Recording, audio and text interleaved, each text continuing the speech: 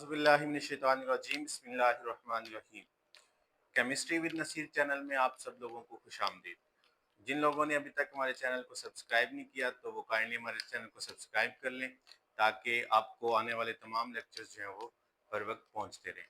आज का हमारा टॉपिक है बोहर्स एटॉमिक मॉडल। तो हमने दूसरा चैप्टर स्टार्ट किया हुआ है एटॉमिक स्ट्रक्चर। इसमें हमारा टॉपिक है Bohr's atomic model. In 1930, Neil Bohr proposed a model for the hydrogen atom which is called Bohr's atomic model. 1913 के अंदर नील बोहर ने हाइड्रोजन का एक मॉडल पेश किया जिसको बोहर एटॉमिक मॉडल का नाम दिया गया। बेटा कोई भी डेट जब आती है ना, इसको आपने लाजमी याद करना होता है। ये एमसीक्यूज के लिहाज से इंपॉर्टेंट होती है। तो बोहर एटॉमिक मॉडल में पहला, क्योंकि उसने बेटा हाइड्रोजन एटम के ऊपर अपने एक्सपेरिमेंट किए थे, इसलिए उसने हाइड्रोजन एटम के मुतालिक ही सारा कुछ लिखा।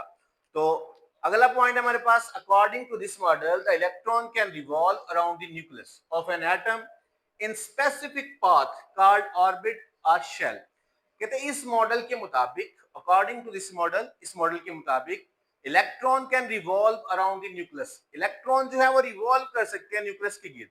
ऑफ एन एटम, एटम के न्यूक्लियस के गिर्द इलेक्ट्रॉन जो है वो रिवॉल्व करते हैं इन अ स्पेसिफिक पाथ, एक मखसूस रास्ते के अंदर गर्दिश करते हैं, कॉल्ड ऑर्बिट्स और शेल, जिसको ऑर्बिट या शेल का नाम दिया गया। इसके ऊपर आप देखें कि मैंने स्टार लगाए होंगे, जहां पे स्टार लगाए हैं ये इसकी डेफिनेशन बनती होगी ऑर्बिट की या शेल की। ठीक है, तो इसको आप नोट कर लेंगे। तो हम डायग्राम देखते हैं बेटा, ये न्यूक्लियस है। न्यूक्लियस के गिर्द जो है ये शेल्स बनाए गए हैं। पहला शेल के शेल होता है, फिर एल शेल, फिर एम शेल और फिर एन शेल। कहते हैं कि when the electron is present in the orbit which is closest to the nucleus, जब इलेक्ट्रॉन मौजूद है न्यूक्लियस के करीब तरीन शेल के अंदर, उसकी एनर्जी सबसे कम होगी।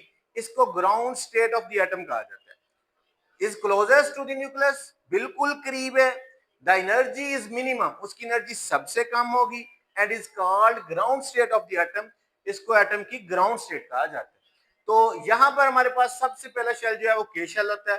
बेटा के शेल जो है ये ग्राउंड स्टेट एनर्जी रखता है। The orbits that are further away from the nucleus possess successively energy. कहता है कि जिस तरह ऑर्बिट्स जो है वो दूर होते जाएंगे, उनकी एनर्जी जो है वो बढ़ती जाएगी, उनके अंदर जो इलेक्ट्रॉन आएंगे उनकी एनर्जी जो है वो बढ़ती जाएगी।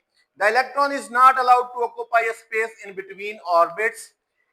कहता है कि इलेक्ट्रॉन जो है दो ऑर्बिट्स के दरमियान में नहीं रह सकता। देखिए ये वाला जो एरिया है ना, ये वाला एरिया या फिर ये वाला एरिया या फिर ये वाला एरिया, इन एरियाज के अंदर इलेक्ट्रॉन नहीं पाए जाएंगे। इलेक्ट्रॉन को एक मखसूस जगह दी गई है जिसके अंदर वो पाए जाएंगे, उनको ऑर्बिट्स का नाम दिया गया। ये जो सर्कल है ये ऑर्बिट्स को रिप्रेजेंट करते हैं। ऑर्बिट्स के अंदर ही इलेक्ट्रॉन पाए जा सकते हैं, इन खाली स्पेसेस के अंदर इलेक्ट्रॉन नहीं पाए जाएंगे। Since electron present in each shell has a fixed energy, these shells are named energy levels.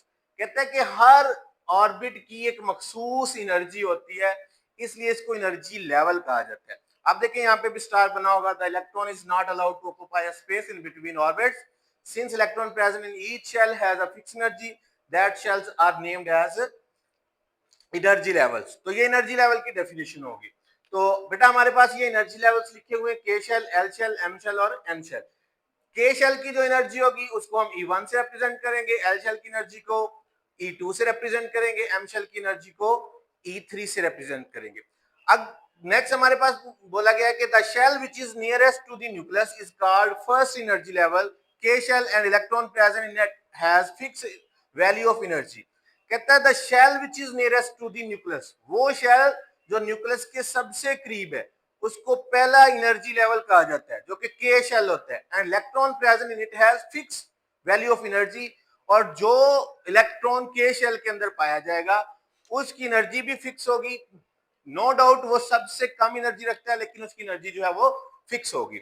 The second shell will also be at a definite distance from the nucleus which will of course be greater than first shell. Electron present in it will also possess greater value of energy.